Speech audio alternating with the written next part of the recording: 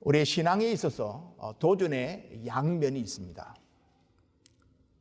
우리의 신앙에 대한 도전이 외부에서 올 때가 있습니다. 그것은 주로 핍박이나 고난이나 어려움들을 통해서 우리의 신앙에 도전을 하기도 합니다. 또 한편은 내부에서 우리의 신앙을 도전할 때가 있습니다. 이것은 영적인 무지, 또 거짓된 가르침이나 이단의 미혹 같은 것으로 우리의 내부로부터 우리를 혼란스럽게 하는 일들이 일어나기도 합니다. 어느 것이 더 위험할까요? 이것은 각자가 처한 상황이나 개인의 신앙의 형태에 따라 차이가 있을 것입니다. 그동안 우리가 공부했던 베드로 전서는 그 주제가 세상 속에 있는 교회였습니다. 교회가 세상 속에서 외부의 도전과 핍박과 고난을 당하게 된다고 하는 사실이 강조되어져 있었습니다. 오늘부터 살피는 이 베드로후서는 그 전체 주제가 교회 속에 있는 세상입니다. 교회 안에 침투해 들어온 거짓 교사들을 통해서 전파된 가르침, 그리고 그 행동에 대하여 우리가 어떻게 대처할 것인가. 그래서 베드로후서를 읽는 우리의 과제는 우리 안에 들어와 있는 세상적인 요소를 어떻게 발견하고 물리치고 우리 속에 있는 거짓과 더러움과 악한 것을 어떻게 제거해내는가 하는 데 있습니다. 교회의 사명을 감당하기 위해서 우리 가운데 침투해 들어오는 세상과 어떤 식으로 싸워야 하는지를 명확하게 설명하는 것이 베드로후서입니다. 오늘은 그 베드로후서의 전체 그림을 살펴보는 시간을 갖겠습니다. 자, 본문을 여러분들이 잘 따라와 주시면 좋겠습니다. 1절입니다. 1장 1절입니다. 같이 읽겠습니다. 시작. 예수 그리스도의 종이며 사도인 시몬 베드로는 우리 하나님과 구주 예수 그리스도의 의를 힘입어 동일하게 보배로운 믿음을 우리와 함께 받은 자들에게 편지한다 라고 말했습니다. 베드로후서의 저자가 누구입니까? 여기 시몬 베드로라고 베드로후서의 저자가 베드로임을 알려줍니다. 그리고 자기 자신 시몬 베드로를 설명하고 있는 수식어가 예수 그리스도의 종이며 사도라, 그렇게 자신을 소개하고 있습니다. 예수님께서 시몬을 처음 만났을 때 그의 이름을 뭐라고 불렀는지 기억하십니까? 예수님께서 시몬을 처음 만났을 때 그의 이름을 베드로라고 하라라고 말씀하는 장면이 요한복음 1장 42절에 나옵니다. 내가 요한의 아들 시몬이니 장차 게바라 하리라. 게바는 번역하면 베드로라, 그렇게 되어 있습니다. 게바는 히브리식 표현이고 베드로는 헬라식 표현입니다. 그 이름의 뜻은 반석이라는 뜻이죠. 시몬이었던 자신을 반석되게 하신 분이 예수 그리스도십니다. 전혀 반석 같지 않았던 자신을 교회의 반석인 사도가 되게 하시고 교회의 초석을 닫게 하신 예수 그리스도의 종으로 이 편지를 쓰고 있다라고 말하고 있는 것이죠. 예수 그리스도께서 자신을 어떻게 변화시켜 여기까지 오게 하셨는지에 대한 개인의 신앙 고백이 담겨져 있다고 볼 수 있습니다. 우리는 여기에서 베드로를 보면서 희망을 갖게 됩니다. 전혀 믿음직스럽지 못하던 베드로, 그를 교회의 반석이 되게 하신 주님이 우리 또한 그렇게 변화시켜 주실 것을 기대할 수 있다는 것입니다. 사람이 잘 변하지 않는다라고 말을 하죠. 잘 변하지 않습니다. 그렇습니다. 그러나 하나님께서, 성령께서 우리를 변화시켜 가신다는 사실 또한 우리는 믿어야 합니다. 베드로후서가 베드로의 편지임을 증명하는 내적 증거들이 있습니다. 오늘 1장 16절과 17절에 보면 이 편지의 저자가 변화산 사건을 친히 체험한 사람이라는 것을 밝히고 있습니다. 자, 1장 16절과 17절을 같이 읽겠습니다. 시작. 우리 주 예수 그리스도의 능력과 강림하심을 너희에게 알게 한 것이 교모히 만든 이야기를 따른 것이 아니요 우리는 그의 크신 위엄을 친히 본 자라. 자, 여기 16절을 보면 너희에게 알게 한 것이 교묘히 만든 이야기를 따른 것이 아니다는 말입니다. 인간이 지어낸 말이 아니다. 신화나 전설이 아니다라는 것입니다. 사람들의 꾸며낸 이야기가 아니라 우리가 그 장면을 친히 목격했다. 목격자의 증언이다라고 말하고 있죠. 17절에 목격한 내용을 기록합니다. 시작. 지극히 큰 영광 중에서 이러한 소리가 그에게 나기를 이는 내 사랑하는 아들이요 내 기뻐하는 자라 하실 때에 그가 하나님 아버지께 존귀와 영광을 받으셨느니라. 우리는 복음서에서 예수께서 베드로와 야고보와 요한을 데리시고 따로 높은 산에 가셨다는 사실을 우리는 알고 있습니다. 거기에서 예수님이 놀랍게 변화되어지고 모세와 엘리야를 만나는 그런 장면을 그들이 체험합니다. 그 사실을 지금 여기 언급하고 있는 것이죠. 그때 하늘에서 하나님께서 이는 내 사랑하는 아들이요 내 기뻐하는 자라고 하는 소리를 우리가 들었다. 우리가 그것을 친히 목격하고 들은 증인이라고 말하는 것입니다. 그렇다면 베드로 후서의 저자는 누구이겠습니까? 베드로와 야고보와 요한 세 사람 중에 하나겠죠. 그런데 자기가 베드로라고 밝히고 있습니다. 또 하나의 증거는 3장 1절과 2절입니다. 3장 1절 2절 같이 읽겠습니다.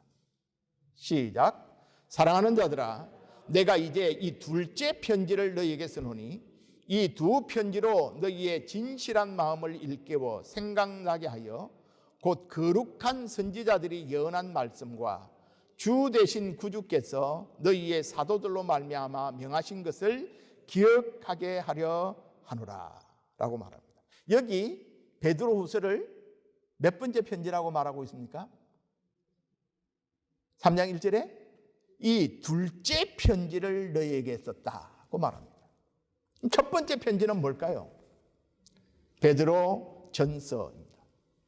지금 쓰고 있는 편지는 베드로 전서가 64년경에 써졌고 둘째 편지 67년 베드로가 순교하기 직전에 역시 자신이 바벨론이라고 불렀던 로마에서 기록한 것으로 보입니다.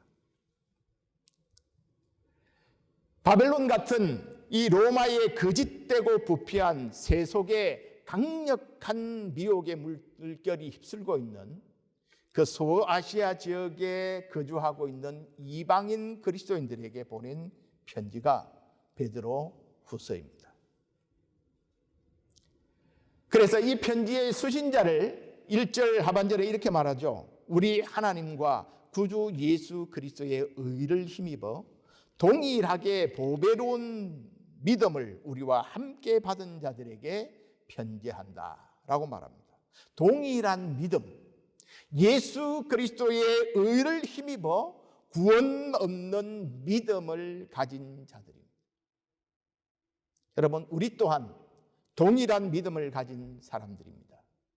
고로 이 편지는 오늘 동일하게 예수 그리스도를 믿음으로 구원받은 우리에게 주신 베드로의 유언입니다. 자, 복습을 한번 해볼까요? 첫째 편지, 베드로전서의 키워드가 뭐라고 말씀드렸죠? 베드로전서의 키워드는 고난이었습니다. 교회가 세상 속에 살아갈 때 고난을 피할 수 없다고 말합니다. 아니, 세속 가운데서 세속에 살면서 믿음을 지키려면 고난이 더 많을 수밖에 없다라고 베드로가 말했죠. 세상에서 살아가는 교회, 나그네요 이방인으로 살아가는 그리스도인들이 외적인 핍박이나 어려움 속에서 어떻게 믿음을 지켜나갈 것인가를 설명했습니다. 고난이 있을 때 우리는 고난 속에서 낙심하거나 좌절하지 않고 인내해야 합니다. 왜요?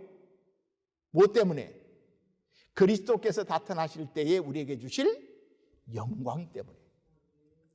그런데요, 고난은 어떻다고 말했습니까? 잠깐이고 그리스도께서 다시 오실 때 나타날 우리에게 주시는 영광은 영원한 것이라고 말했습니다. 여러분, 이것이 오늘 이 세상을 살아가는 그리스도인들에게 있어서의 사한 소망이고 우리가 세상을 이기는 능력이고 힘입니다. 여러분, 이것을 잊지 마시기를 바랍니다. 둘째 편지인 베드로후서는 이미 교회 안에 들어와 버린 세상, 그 세상의 강력하고 파괴적인 힘을 교회가 어떻게 물리칠 것인가, 교회 안에 거짓된 선지자들을 통해서 퍼져나가는 거짓 가르침이라는 독종 바이러스와 그 독종 바이러스를 통해서 퍼진 부패하고 더러운 행위라는 정상에 대해서 우리는 어떤 해결책을 가져야 하는가 하는 것을 설명하고 있습니다. 마치 여러분, 코로나 바이러스에 감염이 됐다고 하면 증상이 나타나지 않습니까? 어떤 증상이 나타나죠? 기침, 콧물이 나고 목이 따갑고 열이 높아지고 발열이 일어나고 숨쉬기가 어렵다고 합니다. 마치 물에 빠져서 허우적거리는 듯한 무력감에 빠진다고 그러죠. 아니, 갑자기 열이 나고 막 목이 따갑고 그 다음에 물에 빠진 듯이 막 무력감에 빠지고 이러면 뭘 생각해야 합니까? 아, 코로나 바이러스에 감염될 수 있겠다, 그런 생각을 해야 합니다. 빨리 병원에 가야 되죠. 그런데 지금 문제는 뭡니까? 치료약과 백신이 아직 없다는 게 문제입니다. 그런데 베드로후서는 교회 안에 거짓 선지자들과 거짓 가르침으로 인해서 나타나는 악한 현상을 어떻게 대처할 것인가에 대한 해법을 제시하고 있습니다. 다행히 해법이 있다는 것입니다. 자, 베드로후서의 구조는 이렇습니다. 1장은 교회가 직면한 문제에 대한 해법을 제일 먼저 제시합니다. 이것은 마치 정상이 있는 환자에게 치료약부터 주는 것과 같은 의미입니다. 2장은 교회가 직면한 문제 상황이 어떤 것인가 하는 것을 설명합니다. 거짓된 교사들의 잘못된 가르침과 잘못된 성경 해석으로 말미암아 부패한 삶이 초래되는 것이 문제의 상황이라는 것이죠. 원인을 분석하고 있습니다. 그리고 3장에서는 거짓된 가르침을 반박하고 결론을 맺는 방식으로 구성되어져 있습니다. 3장은 그러니까 예방책을 제시하고 바이러스가 침투하는 것을 막아낼 수 있는, 이겨낼 수 있는 면역력을 높이는 방법을 제시해 주고 있습니다. 베드로가 이 베드로 후서를 기록한 목적은 3장에 잘 드러납니다. 자, 3장 17절과 18절을 함께 읽겠습니다. 3장 17절과 18절입니다. 시작. 그러므로 사랑하는 자들아, 너희가 이것을 미리 알았은즉 무법한 자들의 미혹에 이끌려 너희가 굳센 데서 떨어질까 삼가라. 오직 우리 주 곧 구주 예수 그리스도의 은혜와 그를 아는 지식에서 자라가라. 영광이 이제와 영원한 날까지 그에게 있을지어다. 아멘. 자, 여기 베드로가 이 베드로후서를 기록한 목적을 두 가지를 설명합니다. 하나는 17절에 무법한 자들의 미혹에 이끌려 너희가 굳센 데서 떨어질까 삼가라. 무슨 말입니까? 이 편지를 읽는 독자들이 거짓 교사들의 잘못된 미혹과 잘못된 인도에 빠지지 않도록 일깨워주기 위해서, 옳은 것과 그른 것을 분별할 수 있게 하기 위해서 이 편지를 썼다는 것입니다. 두 번째는 18절에 있습니다. 우리 주 곧 구주 예수 그리스도의 은혜와 그를 아는 지식에서 자라가라. 그리스도 안에서 계속해서 성장하라고 하는 것이 베드로의 권면의 결론입니다. 요즘 학생들이 학교를 가지 못하니까 동네 아이들이 집에서 시간을 보내는 시간이 너무 많지 않습니까? 그럼 요즘의 현상은 동네에 자전거를 타는 아이들이 참 많아졌다고 하는 것입니다. 자전거를 타고 노는 애들이 참 많아졌습니다. 여러분, 자전거 탈 줄 아시죠? 아십니까? 자전거가 안 넘어지려면 어떻게 해야 되죠? 예? 중심을 잡아야 되죠. 예, 중심을 잡아야 되는 것도 있습니다. 처음에는 중심을 잡아야 되죠. 그런데 중심 잡으면 그 다음에 어떻게 해야 됩니까? 계속해서 페달을 밟아야 합니다.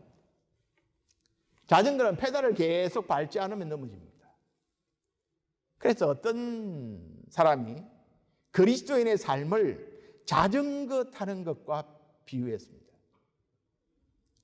잠시라도 멈추면 넘어지고 맙니다. 그래서 신앙생활도 멈추어서는 안 됩니다. 예수 그리스도의 은혜와 그를 아는 지식에서 우리는 계속해서 자라가야만 합니다. 교회 안에 침투한 문제, 도대체 지금 교회 안에 무슨 문제가 있다는 것입니까? 교회 안에 침투한 문제에 대해서 2장은 이렇게 말합니다. 2장 1절에서 3절입니다. 2장 1절에서 3절 함께 읽겠습니다. 시작. 그러나 백성 가운데 또한 거짓 선지자들이 일어났었나니 이와 같이 너희 중에도 거짓 선생들이 있으리라. 그들은 멸망하게 할 이단을 가만히 끌어들여 자기들을 사신 주를 부인하고 임박한 멸망을 스스로 취하는 자들이라. 여럿이 그들의 호색하는 것을 따르리니 이로 말미암아 진리의 도가 비방을 받을 것이요 그들이 탐심으로써 지어낸 말들을 가지고 너희로 이득을 삼으니 그들의 심판은 옛적부터 지체하지 아니하며 그들의 멸망은 잠들지 아니하느니라. 자, 무슨 일이 일어났습니까? 교회에 왜 어려움이 일어났습니까?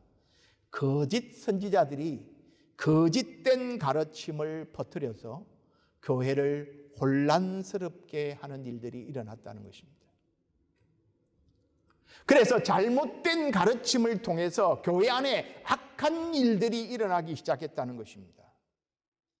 교회 안에 신천지 같은 이단들이 침투해서 잘못된 교리를 전함으로 교회를 혼란케 하는 일들이 있다는 것입니다. 교회 안에 자기가 성경을 제멋대로 해석해서 교회를 어지럽게 하는 거짓된 교사들이 있다는 것입니다. 그들 때문에, 그들로 인하여 그들이 멸망할 이단을 가만히 끌어들여서 우리를 죄 가운데 불러 구원해 주신, 구속하여 우리를 사신 주님을 부인하게 만듭니다. 그래서 멸망을 스스로 자초하는 자들이 되었다는 것입니다. 그들의 거듭된 가르침 때문에 교회 안에 호색하는 일들이 일어나게 되고 진리의 도가 오히려 비방을 받는 일들이 일어나게 되고 사람들이 탐심을 지어내고 자기의 유익을 위하여 사는 그런 삶들을 교회 안에 하나님의 백성이라고 하는 사람들이 그런 행동을 하기 시작한다는 것입니다. 그런데 이런 일들은 심판을 피하지 못합니다. 이렇게 하나님을 대적하는 자들에게 심판이 예고되어 있는데 여기 4절부터 쭉 타락한 천사들, 홍수, 타락한 도시인 소돔 고모라의 심판, 이것을 예를 들어서 이들이 심판을 피하지 못한다라고 말씀합니다. 자, 그러면 이런 어려움들이 교회 속에 침투해 들을 때 어떻게 해결해야 합니까? 어려움에 대한 해법이 1장에 제일 먼저 제시되고 있습니다. 왜 문제를 진단하기 전에 해법부터 먼저 드러냈을까? 그 이유를 짐작해 볼 수 있는데 1장 14절에 보면 이렇게 기록하고 있습니다. 1장 14절 같이 읽읍시다. 시작. 이는 우리 주 예수 그리스도께서 내게 지시하신 것 같이 나도 나의 장막을 벗어날 것이 임박한 줄을 알미라. 무슨 말입니까? 나도 나의 장막을 벗어날 것이 임박한 줄을 알았다고 말합니다. 무슨 뜻입니까? 베드로 자신의 죽음이 임박했음을 본인이 느끼고 있다는 것입니다. 그래서 신자들에게 자신이 떠난 후에도 믿음 안에서 그들이 굳게 설 수 있도록 진리를 상기시키고자 이 편지를 쓰고 있는 것입니다. 실제로 베드로는 67년에 로마에서 순교를 당합니다. 베드로의 마음이 굉장히 급했던 것 같습니다. 거짓 선지자들로부터, 거짓된 가르침으로부터 교회를 지켜야 할 입장의 사도로서 교회 안에 침투한 이런 악한 사상에 대해서 급한 마음에 해법부터 먼저 제시하고 있는 것입니다. 베드로가 제시한 교회에 들어온 거짓 가르침과 잘못된 성경 해석에 대한 해법은 크게 두 가지로 제시합니다. 거짓 선지자들과 거짓 교사들의 가르침과 그들의 악한 행동에서 교회를 지키고 보호하는 길은 첫째는 하나님과 주 예수 그리스도를 아는 것입니다. 베드로 후서의 키워드는 안다라는 단어입니다. 이 짧은 편지 속에 안다라는 말이 여러 번 나옵니다. 1장 2절, 3절, 5절, 6절, 8절, 12절, 14절, 20절, 2장 12절, 20절, 21절, 3장 3절, 16절, 17절, 18절. 여러분, 우리가 알아야 합니다. 제대로 알아야 합니다. 뭘 알아야 합니까?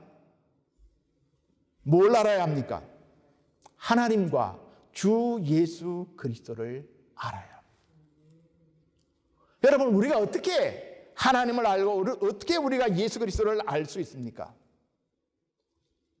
우리가 열심히 탐구하면, 열심히 연구하면, 열심히 공부하면, 신학 박사 학위를 얻으면 하나님을 더 잘 알 수 있습니까?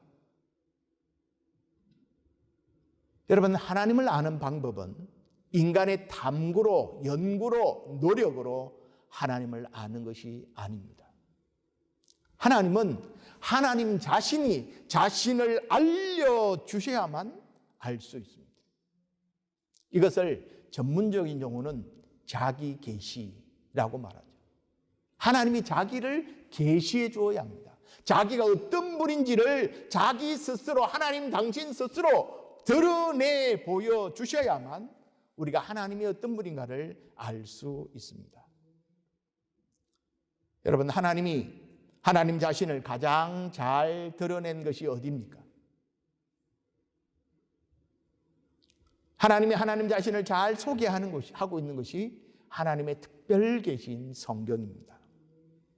우리는 성경을 통해서 하나님이 어떤 분인가를 알아갑니다. 그러니까 하나님을 잘 알려면 뭘 잘 알아야 돼요? 하나님의 말씀인 성경을 잘 알아야 합니다. 그런데 문제는 거짓 선지자도 이단도 성경을 가지고 주장한다는 것입니다. 예수님이 시험 당할 때 공생일자가여 시험 당할 때 심지어 사단도 성경을 가지고 예수님을 시험하지 않았습니까? 그러니 성경을 잘 알기 위해서는 바른 성경관과 바른 성경 해석이 필요합니다. 자, 그래서 1장 20절과 21절에 뭐라고 말씀하고 있는지를 보십시다. 1장 20절과 21절입니다. 시작. 먼저 알 것은 성경의 모든 예언은 사사로이 풀 것이 아니니 예언은 언제든지 사람의 뜻으로 낸 것이 아니요 오직 성령의 감동하심을 받은 사람들이 하나님께 받아 말한 것입니다. 성경을 사사로이 자기 생각 가지고 함부로 해석하고 풀지 말라는 말입니다. 이단과 거짓 교사들의 가르침이 잘못된 이유는 무엇 때문입니까? 그들이 성경을 바른 해석의 방법이 아닌 자기 멋대로 자기의 생각을 가지고 해석하는 엉터리 해석에 기초하고 있기 때문입니다. 여러분, 우리가 조심해야 될 때가 있습니다. 설교자가 말씀을 전할 때 특별한 주제를 놓고 또는 교리를 놓고 말씀을 전할 때가 있습니다. 그러니까 주석적으로 말씀을 전할 때가 있습니다. 그런데 어떤 경우에 자기가 하고 싶은 말을 전하기 위하여 성경 말씀을 변종으로 끌어올 때가 있습니다. 그때는 굉장히 조심해야 합니다. 성경의 본문이 뭘 말하는가를 말을 하기 전에 자기가 하고 싶은 말을 성경을 가지고 변정하려고 할 때가 많기 때문에 조심해야 합니다. 여러분, 그리스도인은 영원히 계속해야 될 공부가 있습니다. 야, 공부 지겨 죽겠는데, 고등학교 졸업하고 대학 가기도 싫은데, 아니 대학 이제 졸업했는데 뭔 또 공부를 또 하란 말이야. 그리스도인은 그치지 않고 계속해야 될 공부가 있습니다. 그 공부가 무엇입니까? 하나님과 예수 그리스도를 알아가는 것입니다. 그래서 예수님께서 기도한 기도의 내용 가운데 요한복음 17장 3절에 영생을 뭐라고 말하고 있죠? 영생은 참 하나님과 그가 보내신 자 예수 그리스도를 아는 것이라고 말했어요. 영원히 하나님을 알아가도 다 알지 못할 만큼 하나님은 크고 깊고 넓고 위대하신 분이십니다. 어떤 사람이 하나님을 잘 알까요? 신학을 전공한 목회자일까요? 아니면 목회자를 길러내는 신학교의 교수일까요? 만약 안다는 것이 지식이나 정보를 습득하는 것이라면 신학이나 성경을 많이 연구한 사람, 학위를 가진 사람이 더 많이 안다고 할 수가 있을 것입니다. 하지만 베드로가 여기서 말하는 안다라고 하는 단어, 에피기노세이라고 하는 헬라어는 지식과 정보의 많음을 의미하는 단어가 아닙니다. 성경에서 안다라는 명사형, 암이라는 사람이, 암 말고요. 제가 발음이 잘 안 되죠. 리얼미엄. 사람이 사람을 인격적으로 깊이 안다. 혹은 부부가 서로를 인격적으로 실제로 깊이 있게 경험해서 서로를 닮아가는 것처럼 아는 것, 그것을 암이라고 말합니다. 그래서 여러분, 오래 부부의 삶을 같이 살아온 부부를 보면 부부가 많이 닮았습니다, 이런 표현을 하지 않습니까? 그래서 실제로 안다라는 것은 그것을 알게 된 사람의 존재의 변화와 깊은 관련이 있습니다. 안다면 변한다는 뜻입니다. 자, 그래서 2절을 이렇게 말합니다. 1장 2절을 보십시오. 1장 2절 시작. 하나님과 우리 주 예수를 알므로 은혜와 평강이 너희에게 더욱 많을지어다. 우리가 하나님과 주 예수를 아는 지식은 우리의 삶에 은혜와 평강이 넘치게 되는 변화를 가져다 준다는 뜻입니다. 여러분의 삶에 은혜가 넘치십니까?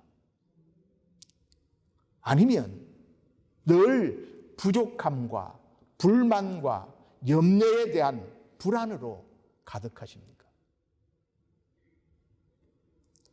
내 속에 가득한 불만과 불평, 그것이 무엇이든 늘 부족한 것에 대한 좌절과 시기와 미움, 이런 것들을 극복하려면 뭘 해야 된다고요?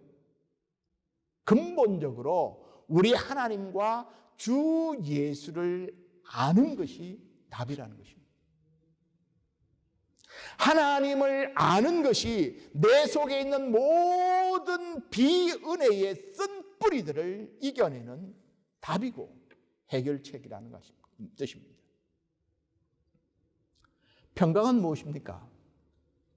평강, 에이레네라는 이 단어는 원수들의 모든 공격을 제압하고 다스려서 승리를 얻은 상태에서 누리는 안식, 그것을 평강이라고 말합니다. 요즘처럼 코로나가 계속 확산되고 있고 어디에서부터 내가 감염될지도 알지 못하고 치료약과 백신도 개발되지 않는 상태에서 언제 경제적인 회복이 될지를 예측할 수 없는 상황에서 여러분, 우리가 어떻게 평강을 유지할 수 있겠습니까? 그 해답도 역시 하나님과 주 예수 그리스도를 알므로입니다. 여러분, 바울도 같은 권면을 한 바가 있습니다. 아무것도 염려하지 말고 오직 모든 일에 기도와 간구로 너희 구할 것을 감사함으로 하나님께 아뢰라. 그리하면 모든 지각에 뛰어난 하나님의 평강이 그리스도 예수 안에서 너희 마음과 생각을 지키시리라. 여러분, 이 말씀은 신자는 한 점 마음에 염려가 없어야 한다, 그런 뜻이 아닙니다. 우리 신자들에게도 염려가 있습니다. 걱정이 있습니다. 그러나 염려와 걱정에 몰입하는 것이 아니라 하나님이 나를 불러주셨으니 그 아들의 능력과 은혜로 너희를 돌보실 것이니 염려하지 말라라는 뜻입니다. 그분이 너를 불렀고 너의 인생을 책임지고 있으니 그분을 붙들고 의지하고 승리하라 하는 뜻입니다. 이것이 하나님을 아는 사람들에게 주어진 평안입니다. 아멘.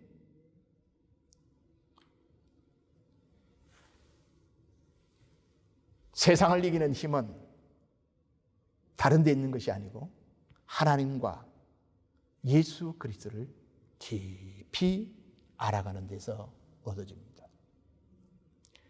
거짓 선지자들과 거짓 교사들의 가르침, 그들의 악한 행동에서 교회를 지키고 보호하는 두 번째 해법은 신성한 성품에 참여하는 것입니다. Divine Nature, 하나님의 성품, 하나님의 형상, 그것을 회복하는 일입니다. 여러분, 하나님이 예수 그리스도를 통해서 우리를 구원하신 것은 단지 구원 자체가 목적이 아닙니다. 하나님이 우리를 구원하신 목적 속에는 우리가 하나님의 형상을 회복하고 하나님을 닮아가는 신의 성품에 참여하도록 하나님이 우리를 초대한 것입니다. 여러분, 이것은 거부할 수가 없습니다. 하나님의 부르심 속에 이 모든 것들이 포함되어 있기 때문에 그렇습니다. 여러분, 우리의 구원은 신성한 성품, 하나님의 모습에 참여 참여하라는 하나님의 초대장입니다. 사랑하는 여러분, 1절 하반절이 이 편지의 수신자로 그랬죠. 다시 한번 봅시다. 1절 하반절.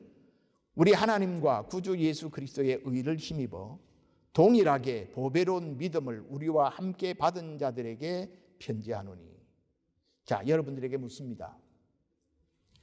여러분은 예수 그리스도의 의를 힘입어 믿음으로 구원받은 하나님의 자녀이십니까? 아멘. 그렇다면 여러분은 신성한 성품에 참여하도록 초대받은 사람들입니다. 자, 4절을 보십시오. 1장 4절 같이 읽겠습니다. 시작. 이로써 그 보배롭고 지극히 큰 약속을 우리에게 주사 이 약속으로 말미암아 너희가 정욕 때문에 세상에서 썩어질 것을 피하여 신성한 성품에 참여하는 자가 되게 하려 하셨느니라. 자, 여러분의 가슴에 이렇게 손을 대십시오.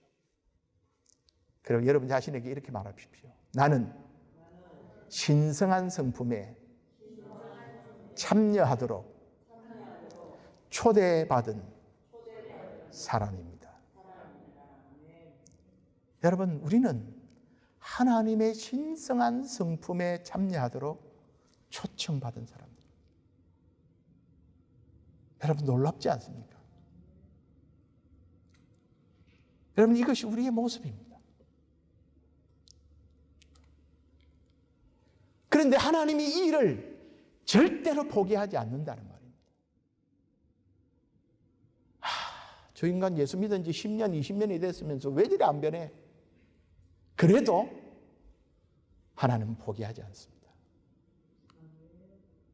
왜 베드로가 신적 성품을 해법으로 강조하고 있습니까?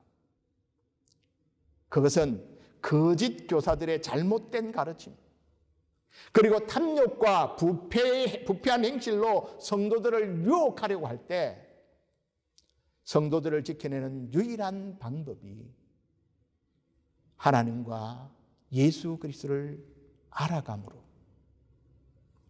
그들의 존재와 성품이 신적 성품으로 변화해 가는 것이 해법이기 때문입니다.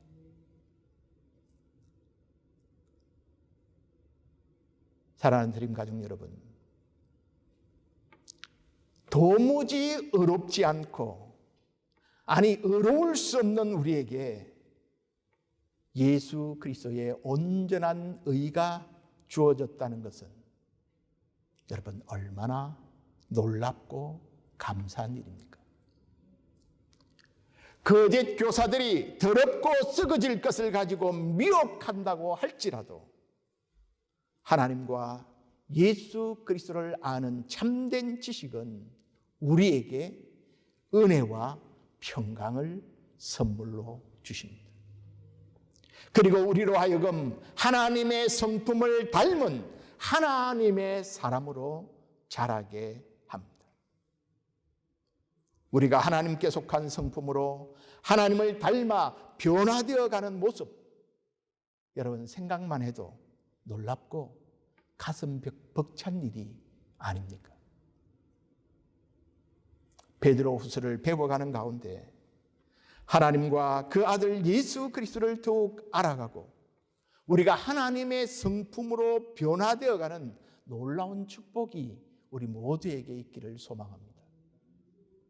우리를 부르신 분을 아는 참된 지식으로 신성한 성품에 참여합시다. 새하늘과 새 땅에서 살아갈 교회로서 우리 속에 스며드는 세상을 몰아내고 하나님의 거룩한 성품을 닮은 자로 살아가는 저와 여러분이 될 수 있기를 주님의 이름으로 축복합니다. 아멘. 기도하겠습니다.